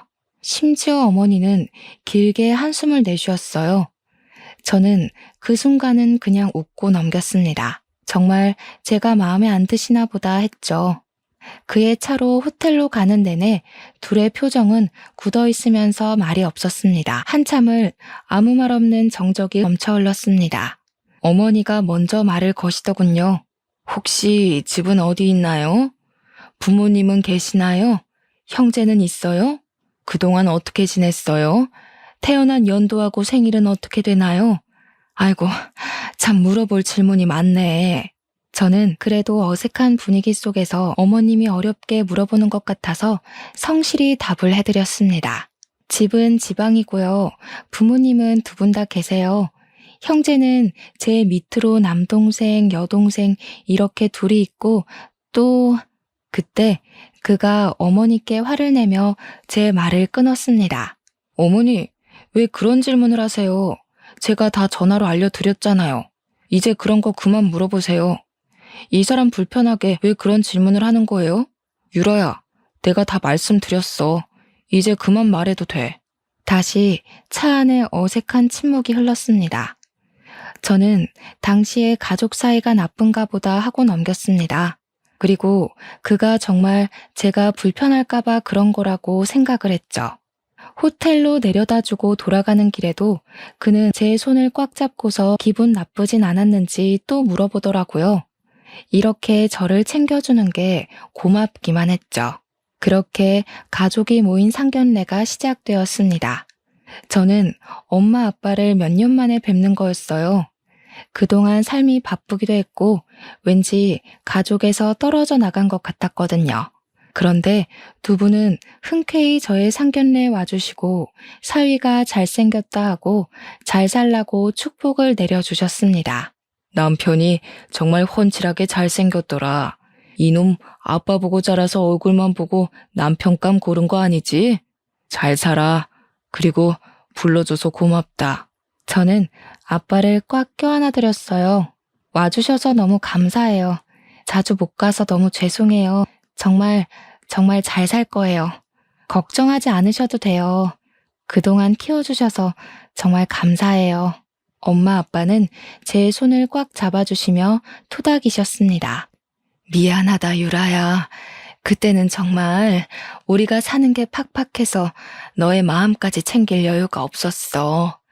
너에게 그렇게 대하면 안 된다는 걸 알면서도 먹고 사는 게 급급했다. 서운한 거 다 털어버려라. 저는 네라고 대답하고 고개를 끄덕였습니다. 이렇게 가족들과 상견례를 치르니 정말 이제 저도 그의 가족이 된 것 같았어요. 그렇게 저희는 이제 본격적인 결혼 준비를 하게 되었습니다. 그런데 이번에 그는 혼인신고를 하자고 하는 겁니다. 유라야, 우리 어차피 결혼할 거 일찍 혼인신고를 하면 어떨까? 조금 일찍 해도 좋을 것 같은데. 우리 혼인신고하고 당당하게 법적 부부가 되자. 물론 결혼 후 혼인신고를 하게 되겠지만 결혼식장도 잡지도 않았는데 너무 이른 선택 같았어요. 그래도 그건 너무 성급하게 하는 거 아닐까? 결혼식 후에 해도 늦지 않잖아. 천천히 하자. 일단 결혼식 준비하는 거에 집중했으면 하는데 결혼하기 전에 신경 쓸 게 너무 많잖아. 네가 나를 버리고 달아나 버릴까 봐 그래. 혼인신고 먼저 하자. 요즘 보면 혼인신고하고 먼저 살다가 나중에 결혼식 올리는 사람도 많던데. 우리도 그런 거로 생각하고 몇 달 후면 결혼식도 올리고 먼저 혼인신고해도 상관없잖아.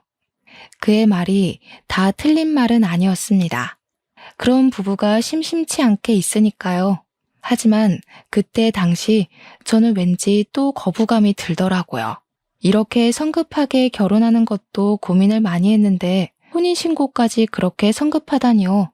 제가 한참 고민을 하니 그는 정말 안달복달을 하는 겁니다. 혼인신고를 먼저 하는 게 뭐가 문제냐는 거죠. 우리가 사랑해서 법적으로 부부가 먼저 되는 거라고요. 저는 그의 성화에 못 이겨 알겠다고 했습니다. 그래도 그 사실을 부모님과 그의 가족에게는 알려야 할 것 같아 전화로 연락을 드렸습니다. 그런데 예비 신우가 질겁을 하는 겁니다. 그러지 말라고요. 저는 너무 당황스러웠지만 왜 그러냐고 말을 못하겠더라고요. 상견례 전에도 저를 별로 달가워하지 않았으니 혼인신고도 환영하지 않는 거라고 생각을 못했습니다. 회사에서 퇴근하려고 준비를 하는데 예비 신우에게 전화가 왔습니다. 회사 앞 카페에 있으니 나오라고 하더라고요. 그래서 저는 카페로 갔습니다. 굳은 표정의 신우가 카페에 앉아 있었고요. 제가 앉자마자 예비 신우는 당장 이 미친 결혼을 그만두라고 하는 겁니다. 언니, 당장 이 미친 결혼 그만두세요. 그러다가 언니 정말 후회해요. 오빠가 왜 이 결혼을 하는 거라고 생각하는 거예요? 언니를 사랑해서 하는 것 같아요? 설마 그렇게 생각하는 건 아니죠? 저는 당황해서 말을 못하고 입을 뻥끗거리고 있었어요. 아무리 마음에 안 든다고 저렇게 말할 것까진 없잖아요. 그때 그가 어떻게 알았는지 저희에게 다가와 저의 손을 와락 잡아서 자리에서 일으켜 세웠어요. 너 무슨 말이 그래? 유라에게 왜 결혼을 그만두라고 하는 거야? 내가 유라를 사랑하지 그럼 안 그렇다는 말이야? 이런 말 할 거면 너 당장 미국으로 돌아가. 그의 여동생은 그를 날카롭게 쏘아보더라고요. 내가 왜 오빠가 이 언니 만나는지 모를 것 같아? 오빠 아직도 그러는 거지? 아직도 안 고쳐진 거야? 그렇지. 오빠가 이 언니랑 결혼하는 거 제니퍼 때문이잖아. 그의 손이 예비 신우의 뺨을 날카롭게 지나쳐 갔습니다. 너무 놀라 손으로 입을 막고 두 눈을 동그랗게 뜨는 사이에 저는 그의 손에 이끌려 카페를 나서고 있었습니다. 그에게 이끌려 차에 태워지면서 그에게 제니퍼에 관해 묻고 싶었지만 그의 얼굴을 보고 입을 다물었습니다. 당장이라도 폭발할 것처럼 시뻘개져 있었습니다. 그의 손에 이끌려간 곳은 그의 집이었어요. 만남이 짧아서인지 지금까지 사귀면서 그의 집은 처음 가봤어요. 이제 곧 있으면 이곳은 저희 신혼집이 될 곳이었죠. 그는 집에 오자마자 저를 와라 끌어안았습니다. 저를 품에 안고 온몸을 잘게 떨고 있었습니다. 미안. 난 정말 너를 놓치기 싫은데 이렇게 보기도 아까운데 우리 가족은 나의 결혼을 받아들이기 너무 싫은가 봐. 난 유라 너만 있으면 돼. 그럼 우리 가족도 버릴 수 있어. 내 옆에 있어 줄 거지? 저는 그의 등을 토닥였습니다. 저를 간절히 바라는 그의 마음을 잘 알 것 같았어요. 저도 그와 같은 마음이었으니까요. 세상 천지에 저에겐 그밖에 제 편이 없었으니까요. 알아. 나도 당신 마음 다 알아. 나도 당신만 있으면 될 것 같아. 그러니까 가족을 버린다고 하지 마. 혼자는 너무 외로워. 내가 직접 겪어봤잖아. 내일 당장 혼인신고하러 가자. 우리가 법적으로라도 이어져야 우리 가족이 더 이상 우리를 갈라놓지 못하지. 오늘은 이곳에서 자고 내일 아침에 바로 가서 혼인신고하자. 알겠어. 내일 당장 하자. 당신이 원하면 나도 좋아. 그러니까 이제 동생한테 손찌검하지 마. 나 아까 너무 무서웠어. 그는 저를 꽉 끌어안고 알겠다고 하더군요. 내일이면 그와 정말 부부가 된다고 생각하니 마음이 뭉클해지더군요. 그동안의 걱정이 참 무색해졌습니다. 그렇게 그의 집에 하루를 보내게 되고 이제 우리의 신혼집이 될 집을 구경하게 되었어요. 그렇게 안방의 옷장 문을 열었는데 하얀 웨딩드레스가 들어있었죠. 저는 정말 깜짝 놀랐어요. 순간 소름이 돋아올랐던 것 같아요. 옷장에 있는 웨딩드레스라 참 기묘하게 다가오잖아요. 누가 옷장에 웨딩드레스가 있을 거라고 생각이나 했겠어요. 저는 드레스를 들고 가서 그의 앞에 내밀었어요. 이거 뭐야? 언제 이걸 준비한 거야? 혹시 내 거야? 이걸 왜 옷장에 넣어둔 거야? 혹시나 나를 위해 준비한 것인지 물어보고 싶었어요. 이곳에 있으니 당연히 제 것이라고 생각했으니까요. 그는 다가와서 저를 보며 싱긋 웃는 겁니다. 나의 신부를 위해 미리 준비했지. 너와 참 잘 어울릴 것 같아서. 입어볼래? 참 잘 어울릴 거야. 너를 생각하면서 고른 드레스니까. 저는 다시 드레스를 바라보았어요. 그런데 드레스가 유행이 지난 디자인이었습니다. 최신 유행하는 디자인은 아니었지만 그래도 저를 위해 준비했다고 하니 순간 설레더군요. 이렇게 드레스를 준비할 정도로 저와 결혼을 원했다고 생각을 했으니까요. 저는 드레스를 가지고 가서 입어보기로 했어요. 안방으로 들어가서 드레스를 입고 살짝 치마를 들었는데 치맛단 끝 속치마에 갈색 얼룩이 보이는 겁니다. 치마를 들여 안쪽을 보니 핏자국이 더 선명하게 보였어요. 오래되어 갈색으로 변색된 핏자국에 저는 온몸에 소름이 쫙 끼쳐서 서둘러 방문을 걸어 잠가 버렸습니다. 그가 문을 잠그는 소리를 들었는지 문고리를 쥐고 흔들면서 말했습니다. 제니퍼, 무슨 일이야? 무슨 일 있어? 문 좀 열어봐. 제니퍼, 왜 문을 잠근 거야? 문 열어. 왜 문을 잠근 거냐고. 그의 목소리가 선명하게 제 귓속으로 파고 들어왔습니다. 제니퍼라니. 그의 입에서 나오는 이름은 분명 제니퍼라는 이름이었어요. 저는 온몸에 닭살이 올라오자 문 옆에 서랍장을 밀어 문 앞에 가져다 놓았죠. 그리고 침대 위에 벗어놓은 제 옷에서 핸드폰을 꺼내 예비 신우에게 전화를 걸었어요. 그는 아직도 문 앞에서 문을 두드리며 제니퍼를 찾고 있었죠. 여보세요? 저예요. 지금 그의 집인데 그가 저를 제니퍼라고 불러요. 도대체 제니퍼가 누구죠? 지금 그를 피해 안방에 혼자 있어요. 예비 신우가 길게 숨을 내쉬더군요. 그리고 저에게 충격적인 이야기를 들려주었어요. 제니퍼는 오빠가 사랑한 첫사랑의 이름입니다. 둘은 8년을 사귀고 결혼을 약속한 사이였어요. 그런데 갑자기 죽어버려서 오빠가 아주 힘들어했어요. 당신하고 많이 닮았어요. 아니, 저도 처음 당신을 봤을 때는 당신이 혹시 제니퍼가 아닌가 착각을 했습니다. 그녀의 말에도 저는 이해가 가지 않았죠. 아무리 닮았다고 해도 사람을 착각한다는 게 말이 안 되잖아요. 아무리 닮아도 사람을 착각하다니 말이 안 되잖아요. 그리고 그 사람 집에 웨딩드레스가 있던데 혹시 이것도 제니퍼의 드레스인가요? 혹시 당신은 자신이 쌍둥이라는 것을 모르고 있었나요?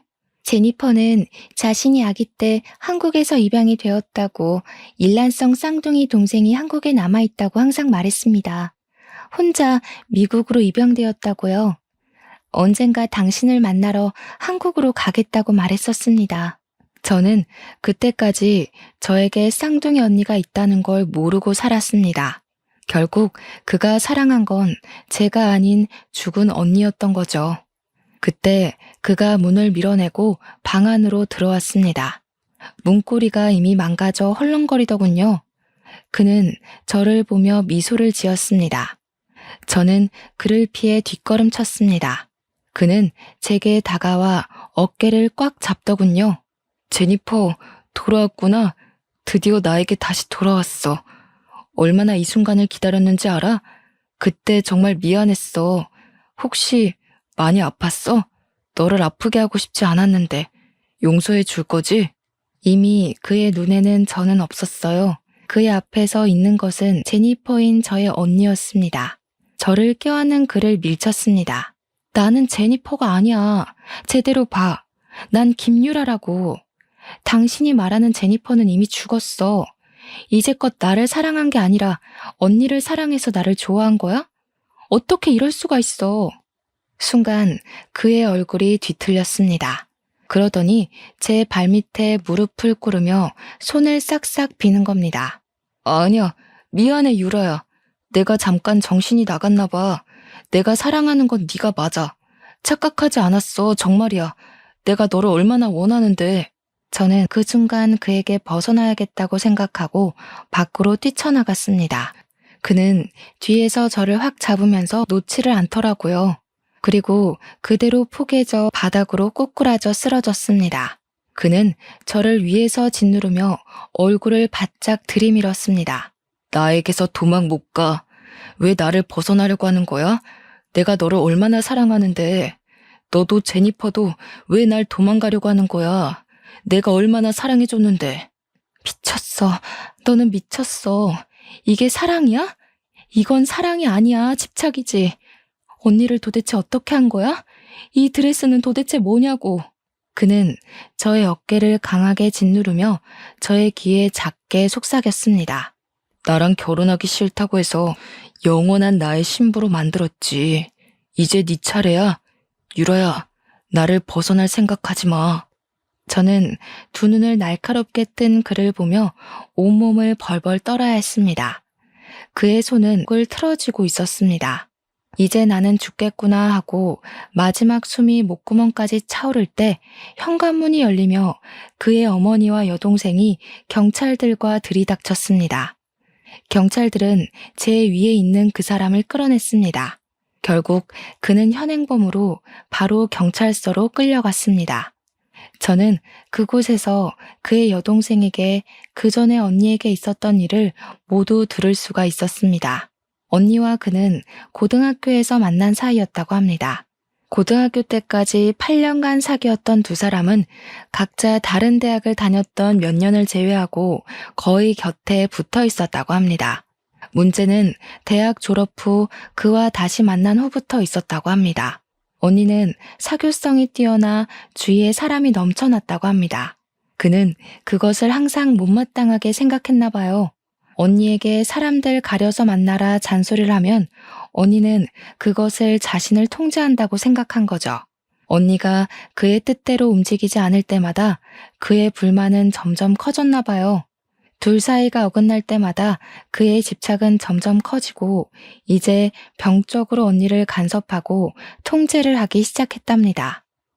참다 못한 언니는 그에게 결국 이별을 고했습니다. 언니와 이별을 받아들이지 못한 그는 결국 하지 말아야 했을 선택을 했습니다. 언니에게 수면제를 먹여 납치하고 드레스까지 곱게 입히고 둘만의 결혼식을 준비했다네요. 동생은 이미 그때부터 정신적으로 문제가 있지 않았을까 생각한다고 말을 하더군요. 잠에서 깨어난 언니는 자신의 모습에 소름 끼쳐하며 그와 크게 싸웠나 봐요. 그리고 집 밖으로 달아나는 언니를 차로 쫓아간 그는 언니를 차로 치워버렸습니다. 언니는 쇼크로 그 자리에서 기절하게 되었고 그는 놀라서 언니를 차에 태워 병원으로 이동했지만 갈비뼈가 부러져 폐를 깊게 찌르는 바람에 언니는 결국 사망에 이르렀다고 합니다. 언니의 장례를 치르고 그는 사랑하는 사람을 죽였다는 죄책감과 집착 대상이 사라지며 심한 정신착란을 일으켰다는군요. 언니를 차로 치었지만 사고 후 살리려고 병원까지 이송까지 한 점을 생각해서 교도소가 아닌 정신병동에서 5년을 살고 출소를 했다고 하네요. 그리고 그는 치료 후 평범하게 일상으로 돌아와 한국으로 출장차 왔다가 우연히 저를 발견했다고 합니다. 언니랑 똑같이 생긴 저를 보고 제니퍼가 살아왔다고 전화를 했더랍니다. 가족들은 아니라고 그 사람은 제니퍼의 쌍둥이 동생이 아니냐 하고 걱정을 했는데 다행히 그때 그는 정신줄을 꽉 붙들었나 봐요. 그래서 걱정을 한시름 덜고 있었다고 합니다. 정신적인 문제가 치료가 다 되었다고 생각을 한 거죠. 나중에 경찰 조사에서 그는 처음부터 캐리어를 이용해 저에게 접근했다고 했답니다. 한 달 정도 먼저 저를 지켜보면서 접근할 기회를 엿봤다고 했다더군요. 그 후에도 그는 저를 감시하고 통제 안에 넣으려고 했다고 합니다. 언니에게 보인 집착을 저에게도 보인 거죠. 결국 그가 처음부터 사랑한 건 제가 아닌 죽은 언니였던 겁니다. 저의 모습에서 언니를 보고 좋아하고 사랑했던 거겠죠. 저는 다시 그를 찾아가서 말을 해봐야 하는 건지 고민을 했습니다. 가서 말을 한다고 무슨 의미가 있는지 고민을 했지만 완벽한 이별을 고하기 위해 저는 그가 있는 구치소를 찾았습니다. 그는 구치소의 교도소복을 입고 제 앞에 앉았습니다. 보기 좋네. 구치소 밥이 잘 나오나 봐. 사실 찾아올까 오지 말까 고민을 참 많이 했어. 우리가 더 이상 할 말이 남아있을까 하고 말이야. 하지만 묻고 싶더라고. 정말 나를 사랑하지 않았어? 한 번도 나를 사랑한 적 없어? 나한테서 언니를 보고 그동안 좋아한 거야? 처음에는 그랬던 것도 같아. 너를 처음 보는데 제니퍼가 살아 돌아온 것 같았으니까. 보면 볼수록 그녀가 떠올랐어. 그리고 너를 만나면서 너희는 결국 다른 사람이라고 생각했어. 좋아하는 거 싫어하는 게 너무 다르더라. 그리고 너의 모습이 더 좋았어. 제니퍼는 항상 강하고 당당하고 사람 좋아했지만 너는 반대니까 오히려 나랑 더 맞는다고 생각했어. 오히려 제니퍼가 나를 너에게 보내주지 않았나 생각했어. 확실한 건 마지막은 너를 사랑했다는 거야. 그의 마음에 움찔거렸습니다. 마지막은 저를 사랑했다는 그의 말을 믿고 싶었을까요? 저는 두 손을 꽉 쥐고 마지막을 고했습니다. 그랬구나. 그래도 사랑했다니 나도 그 사랑에 답을 해줘야겠네. 우리는 여기서 이제 헤어지는 거야. 시작했으니 끝도 있어야지. 다시는 우리 마주치지 말자. 다시는 서로를 만나도 모르는 사람인 거야. 우연히 만나도 우리는 운명이 아닌 거야. 고개를 숙이고 울먹이는 그를 두고 자리에서 일어났습니다. 나중에 들은 말은 다시 정신착란 현상을 일으켜 정신감호소로 이송되었다더군요. 저 또한 공황장애가 찾아와 정신과 치료와 약을 먹게 되었죠. 그리고 언젠가 한 번도 본 적이 없는 저를 닮았다는 언니가 묻혀있는 미국으로 가서 그녀를 만나고 싶네요. 어쩌면 언니가 저를 그에게서 구해주려고 그 웨딩드레스에 핏자국을 남겼나 싶기도 해요. 세상에는 기가 막히는 우연이 많다지만 어쩌면 사람에 의해 만들어지는 운명도 있나 봐요. 그것이 가져올 운명이 좋은 것인지 나쁜 것인지 결국은 끝까지 가봐야 알겠지만요. 간절함이 집착에 가까워져 올 때는 항상 주의를 기울여야 할 것 같아요. 과한 건 모자란 것만 못하다고 하잖아요. 여러분도 자신이 사랑하는 사람이 어떤 사랑을 바라는지 한 번쯤은 눈여겨보셨으면 좋겠네요. 긴 사연 읽어주셔서 감사합니다.